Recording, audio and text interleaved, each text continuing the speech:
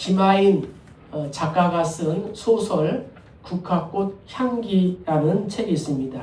소설이 큰 인기를 얻어서 영화로도 제작이 되었고 또 가을동화라는 이름으로 드라마가 만들어지기도 했습니다. 이 소설은 불치병을 소재로 한 이 남녀의 멜로 대표작으로 국내에서만 무려 200만 부 이상 판매된 소설책입니다. 전철이 흔들리자 문득 그녀의 머릿결에서 국화꽃 같은 향기가 났다. 남자 주인공이 여자 주인공을 처음 만난 장면입니다.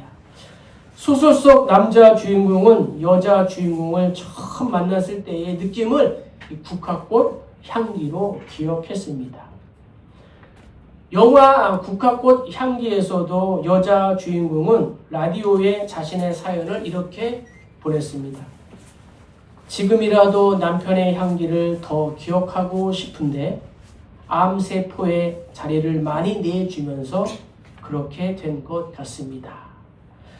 남편의 향기를 더 기억하고 싶으나 암세포 때문에 맡을 수 없는 슬픔을 토로했습니다. 사람은 온 몸의 감각을 이용해 무언가를 기억합니다.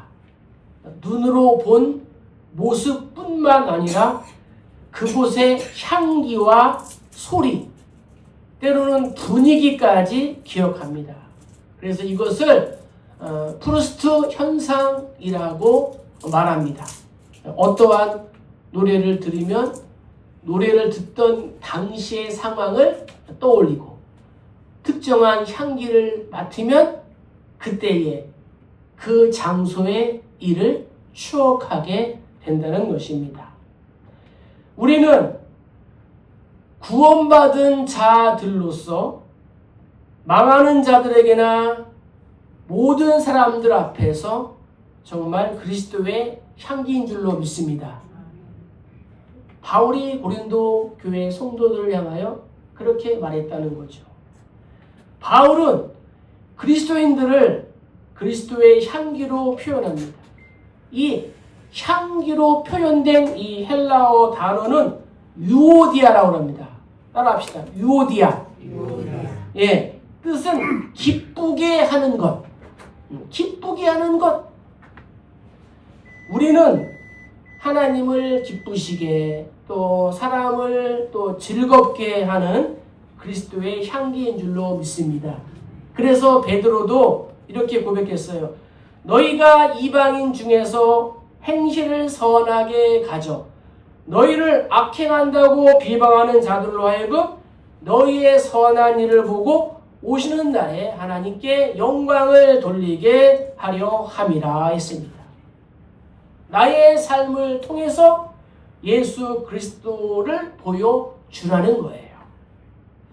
오늘 우리가 읽은 본문은 다니엘이 사자굴에 던져지는 사건으로 바벨론이 멸망하고 메디아와 바사, 페르시아 제국이 들어선 지 얼마 되지 않았을 때에 발생하게 되었습니다.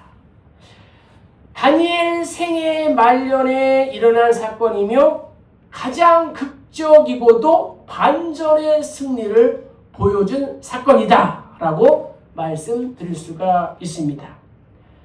자, 다리오 왕은 다니엘을 높은 자리에 세워 나라를 다스리게 하려고 했습니다. 이것을 안 다른 총리와 고관들은 다니엘을 시기해서 다니엘을 제거할 음모를 꾸미게 되었습니다. 그러나 다니엘에게서는 그 어떠한 허물도 잘못도 찾을 수 없었던 저들이었기에 다니엘의 신앙을 역이용하고자 했습니다. 자, 7절에 이렇게 기록되어 있습니다. 나라의 모든 총리와 지사와 총독과 법관과 관원이 의논하고 왕에게 한 법률을 세우며 한 금령을 정하실 것을 구하나이다. 왕이여 그것은 곧 이제부터 30일 동안에 누구든지 왕 외에 어떤 신에게나 사람에게 무엇을 구하면 사자굴에 던져 놓기로 한 것이니이다. 이러한 내용이에요.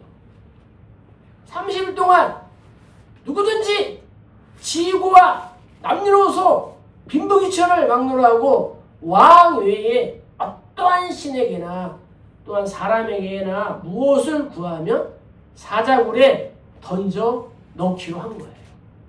그래서 이 조서에는 왕의 도장까지 빵 하고 이렇게 찍혀 있어요. 그런데 다니엘은 이 사실을 알면서도 어떻게 했냐? 하나님께 무릎을 꿇고 기도하고 감사하여 결국에는 사자굴에 던져지게 되었다는 거예요. 다리오 왕에게는 수많은 신하들이 있었습니다. 다니엘을 포함한 총리가 3명이 있었고 고관들 120명을 세워 전국을 다스리게 했습니다. 이외에도 왕궁에는 교육을 잘 받은 예비 리더들이 많이 있었습니다. 다니엘은 연로했고 심지어 자신이 정복한 바벨론 이 왕을 섬기던 자였어요. 그런데 이 다리오 왕은 이 다니엘이 사자굴에 던져진 사건을 보고 너무나도 슬퍼했다라고 성경 기록하고 있습니다. 우리가 읽지 않았지만 18절에 보면은 이렇게 되어 있어요. 왕이 궁에 돌아가서 밤이 새도록 금식하고 오락을 그치고 잠자기를 마다하니라 이렇게 기록하고 있습니다. 이방 왕인 다리오 왕이 왜 이토록 다니엘을 아꼈을까요?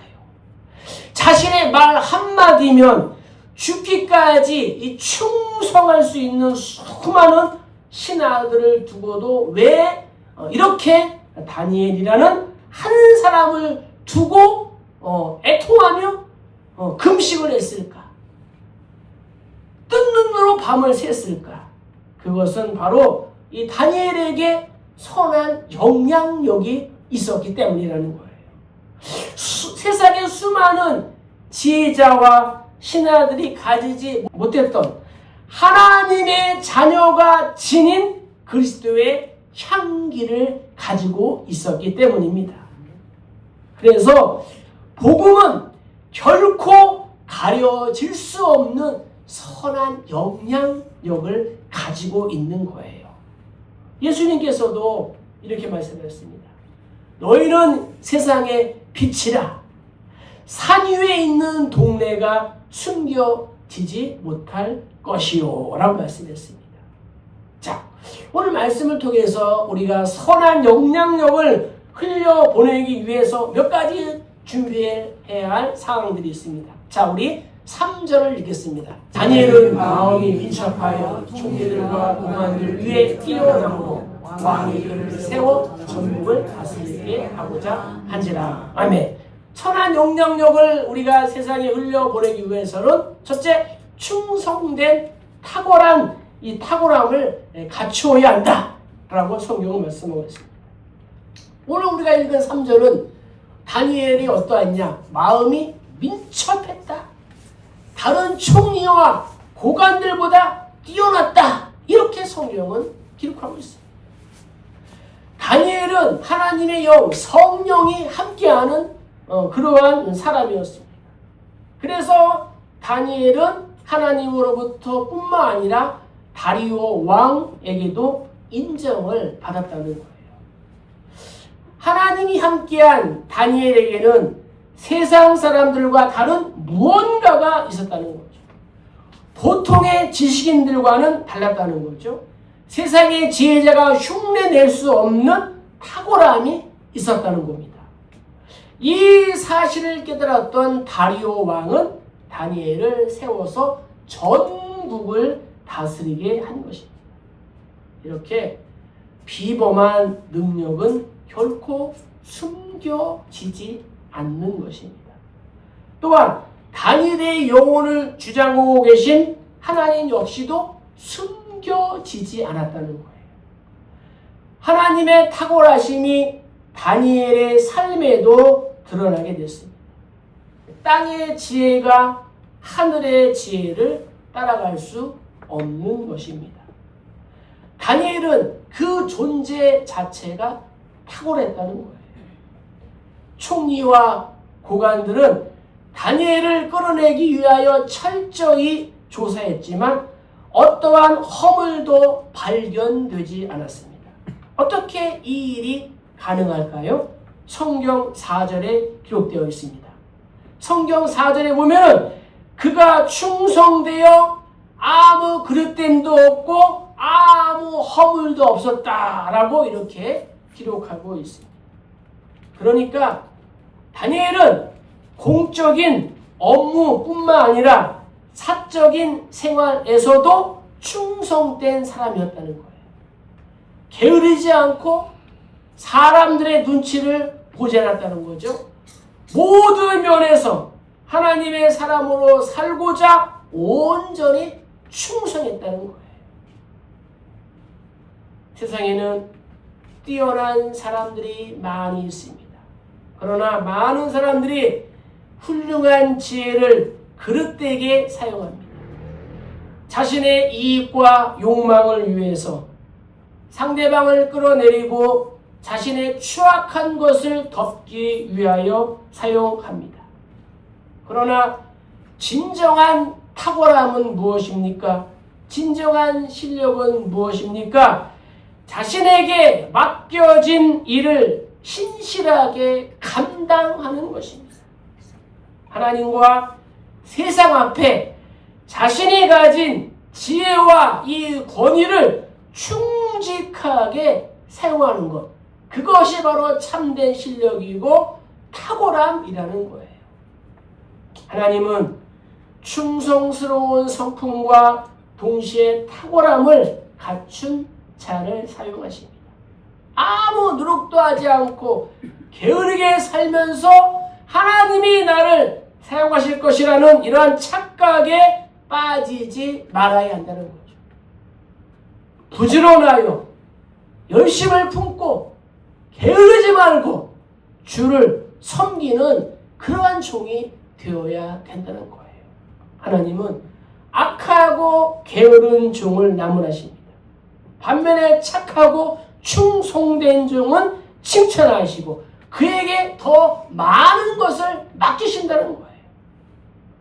바라기는 우리 모두가 다니엘처럼 공적인 일이나 사적인 일에 모두 충성된 탁월함을 갖추시길 주의 이름으로 간절히 축복합니다. 두 번째는 26절입니다. 내가 이제 조서를 내리노라. 내 나라 관할 아래에 있는 사람들은 다 다니엘의 하나님 앞에서 떨며 두려워할지니 그는 살아계신 하나님이시요 영원히 변하지 않으실 이시며 그의 나라는 멸망하지 않을 것이요 그의 권세는 무궁할 것이며. 아멘. 선한 영향력을 흘려보내기 위하여 두 번째 무엇이 필요하냐? 변하지 않는 마음을 유지하는 것. 이것이 중요합니다. 다니엘은 왕의 조서에 왕의 도장이 찍힌 것을 알고도 하나님께 감사하며 기도했다는 거예요. 다니엘 입장 10절. 신앙의 절개를 지켰지만 다니엘에게 주어진 결과는 너무나도 끔찍했습니다. 대적지 놓은 올무에 꼼짝없이 걸리고 만 것입니다. 그때 다니엘은 어떻게 반응했을까? 그런 상황을 의연하게 받아들였다는 거죠. 성경은 다니엘이 어떠한 말을 했는지 기록하고 있지 않지만 사자굴에 들어간 이후 이야기를 볼 때 그가 기도한 것을 후회하거나 하나님을 원망하지 않았음을 알 수가 있습니다. 비록 사자굴에 던져질지라도 하나님만 예배한다는 그의 마음은 꺾이지 않은 것입니다. 다니엘이 사자굴에 던져진 것을 가장 안타까워했던 사람은 다리오 왕이었습니다. 다니엘은 어느 왕에게 자신의 목숨을 구걸하지 않았습니다. 열국을 다스리는 당대 최고의 다리오 왕이었지만 다니엘의 위기 앞에 그가 할 수 있는 것은 아무것도 없었습니다. 그저 하나님께 다니엘의 운명을, 다니엘의 생사를 위탁할 뿐이었습니다. 그래서 16절에 뭐라고 다리오 왕이 그럽니까? 왕이 다니엘에게 이르되 네가 항상 섬기는 너의 하나님이 너를 구원하실 것이다. 이렇게 얘기했습니다. 다니엘의 이러한 모습을 보며 오히려 다리오 왕이 변화가 되었습니다. 그는 세상의 모든 권력을 가지고 있음에도 불구하고 자신이 얼마나 초라한 존재인지 알았습니다. 내가 왕인데 다니엘한 사람을 내가 살릴 수 없구나. 변함없는 마음, 다니엘처럼 전에 하던 대로 하던 이러한 마음을 가진 자는 세상에 선한 영향력을 줄 수밖에 없습니다. 성도인 우리의 변하지 않는 신앙의 모습이 곧 세상에는 소리 없는 메시지가 되는 것입니다. 사람들은 눈앞의 말보다 그 사람의 뒷모습을 통해 평가합니다. 우리의 뒷모습을 보고 사람들이 그를 평가합니다. 세상도 상황에 따라 이 변하는 사람은 신뢰하지 않습니다. 우리 인생에서 선한 영향력을 흘려보내고 싶다면 변하지 않는 이 마음과 신앙을 유지해야 되는 것입니다. 그래서 솔로몬도 잠언서에서 말하기를 모든 지킬 만한 것 중에 더욱 내 마음을 지키라. 생명의 근원이 이에서 남이니라. 이렇게 말했다는 거죠. 하나님은 변함이 없는 분입니다. 하나님은 회전하는 그림자도 없는 분입니다. 세상의 모든 것은 그림자가 있습니다. 그러나 하나님은 항상 빛이기 때문에 그림자가 없다는 거죠. 따라서 성도인 우리 역시도 하나님 앞에 변함없는 이 마음과 이 신뢰를 드려야 한다는 거죠. 변하지 않는 그런 마음을 유지하는 우리 모두 되기를 주의 이름으로 축복합니다. 자, 세 번째는 우리 27절입니다. 그는 구원도 하시며 건져내기도 하시며 하늘에서든지 땅에서든지 이적과 기사를 행하시는 이로써 다니엘을 구원하여 사자의 입에서 벗어나게 하셨습니다 하였더라. 아멘. 세 번째, 우리가 선한 영향력을 흘려보내기 위해서 어떻게 되냐? 내가 아니라 하나님이 일하시도록 해야 된다는 거죠. 하나님은 살아계십니다. 하나님이 살아계시지 않는다면, 예수께서 부활하지 않았다면 우리의 신앙은 헛것이라는 거죠. 우리는 세상에서 가장 불쌍한 사람이 되는 겁니다. 그러나 하나님은 살아계시고 지금도 우리의 예배를 받으시고 우리의 기도에 응답하시는 분이신 줄로 믿습니다. 하나님께서 다니엘을 사자굴에서 건져내지 않으셨다면 하나님을 찬양하라 라는 다리오의 왕 이 조서 역시 없었을 것입니다. 하나님이 일하셨기에 다니엘의 선한 영향력이 동서남북으로 흘러갈 수 있게 되었다는 거예요. 하나님의 역사를 눈으로 목도한 이방인 다리오 왕. 다리오 왕은 하나님을 분명하게 증거한 거예요. 하나님은 우리를 구원하시고 건져내시기도 하시고 하늘에서든지 땅에서든지 이적과 기사를 행하시는 분입니다. 구원은 하나님께 있습니다. 라고 이방인 왕인 다리오가 이렇게 고백한 줄로 믿습니다. 다니엘 역시도 하나님의 구원을 경험한 수혜자입니다. 아무리 뛰어나고 아무리 많은 기적을 경험한다 할지라도 모든 일의 주인공은 하나님이신 줄로 믿습니다. 일을 계획하시고 일을 성취하시고 일을 이루시는 분이 누구예요? 하나님이에요. 총리와 고관들은 다니엘을 사자굴에 이렇게 던지고 그 입구를 봉했습니다. 그러나 하나님은 다니엘을 해치려는 사자들의 입을 봉하신 줄로 믿습니다. 우리는 나의 힘과 능력으로 어떻게 할 수 없는 일들을 만나곤 합니다. 그러나 결코 흔들리지 말아야 합니다. 내가 아무것도 할 수 없는 그때가 바로 하나님이 일하실 타이밍이기 때문입니다. 하나님이 일하시자 역전의 일이 일어났습니다. 우상을 섬기는 다리오 왕의 입에서 하나님을 찬양하는 이 소리가 터져나왔다는 거죠. 하나님의 일하심은 우리가 생각하는 것보다 더 놀랍고 뛰어나다는 거예요.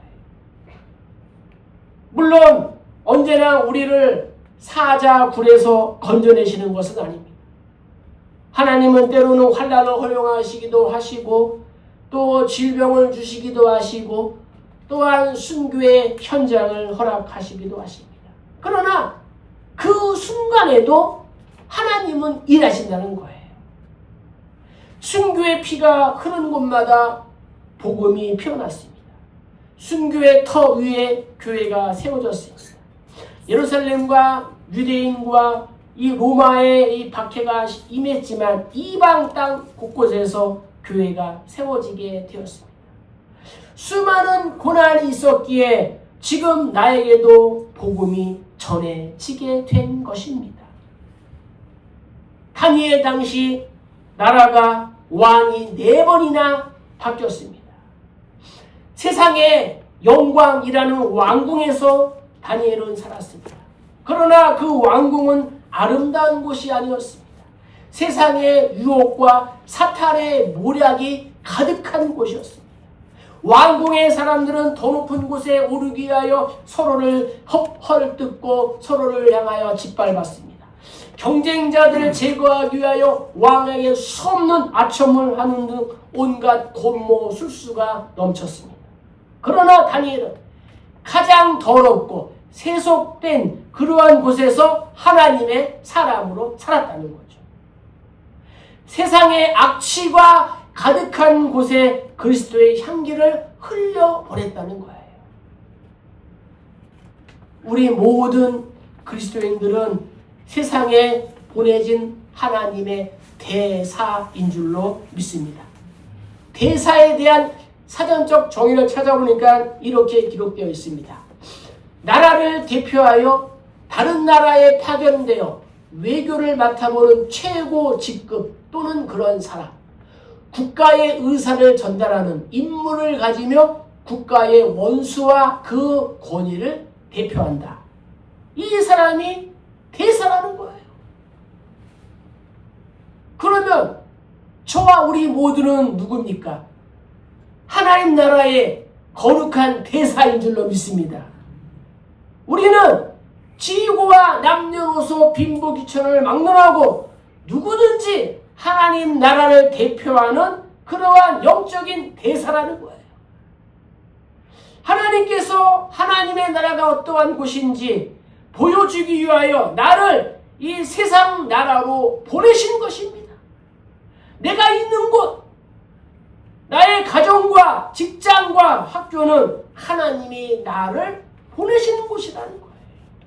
그곳에서 나의 참된 주인이신 나를 보내신 하나님을 여과 없이 드러내야 할 사명이 우리 모두에게 있다는 거예요. 선한 영향력을 흘려보내기 위하여 우리가 실력도 갖추고 또한 충성된 탁월함도 갖추어야 될 줄로 믿습니다. 다윗은 목동이었습니다. 그는 목자로서 양떼를 지키기 위하여 수없이 많은 돌팔매질을 연습했다는 거죠. 때로는 양을 해치러 오는 늑대도 돌팔매질로 물리치고 사자도 돌팔매질로 어떻게 해요? 물리쳤다는 거죠. 그리고 때가 되었을 때에 하나님은 이 다윗의 이 돌팔매의 실력을 사용하였습니다. 다윗이 적군인 블레셋 장군 이 골리앗을 쓰러뜨린 거예요. 칼과 창이 넘쳐나는 전쟁에서 다윗이 갈고 닦은 이 작은 이 돌팔매 실력을 하나님이 사용하신 줄로 믿습니다. 많은 사람이 자신이 가진 지혜를 악한 일에 사용합니다. 누군가를 속이고 함정에 빠뜨리기도 합니다. 자신의 이득을 얻기 위하여 이기적으로도 사용합니다. 그러나 하나님의 사람은 하나님께 충성하는 거예요. 열심히 공부하고 열심히 실력을 연마하는 것은 하나님의 충성된 일꾼이 되기 위함입니다. 하나님은 착하고 충성된 자를 사용하시는 거죠.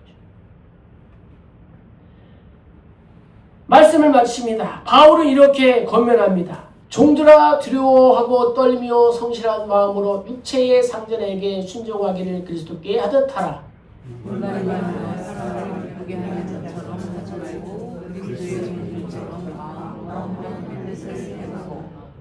기쁜 마음으로 섬기기를 죽게 하듯 하고 사람들에게 하듯 하지 말라. 이는 각 사람이 무슨 선을 행하든지 종전이나 자유인이나 주의 그대로 받을 줄을 같이요. 상전들아 너희도 그들에게 이와 같이 하고 유업을 그치라. 이는 그들과 너희의 상전이 하늘에 계시고 그에게는 사람을 외모로 취하는 일이 없는 줄 너희가 알미라. 아멘. 세상의 모든 것은 쉽게 변합니다. 오늘의 영광이 내일을 보장해 주지 않습니다. 변하지 않는 것은 오직 하나님 한 분뿐이라는 거예요. 그렇기에 하나님을 의지하는 나의 마음, 나의 신앙 역시 결코 변해서는 안 된다는 거예요. 어떠한 일이든 어떠한 상황이든 하나님의 선한 영향력을 흘려보내기 위하여 마음을 먹어야 된다는 거죠. 나의 실력보다는 하나님의 이 작은 인도하심이 더 뛰어남을 기억하고 내 마음속에 언제든지 하나님이 일하시도록 자리를 준비하고 그리스도와 동행하는 삶을 살아가야 되는 것입니다. 그리스도인이라는 말에는 그리스도께 속한 사람, 예수 그리스도께 속한 사람이라는 뜻입니다. 그래서 나의 모습을 통하여 예수 그리스도가 드러내야 되는 것입니다. 나는 삶 속에서 그리스도의 향기를 나타내고 있는가? 나는 예수님 앞에서 충성된 그러한 착한 종인가? 오늘 말씀을 통해서 우리가 그리스도께 속한 자로서 그분의 향기를 풍기는 탁월한 영향력을 흘려보내는 그러한 우리 모두 다 되시기를 주의 이름으로 간절히 축복합니다.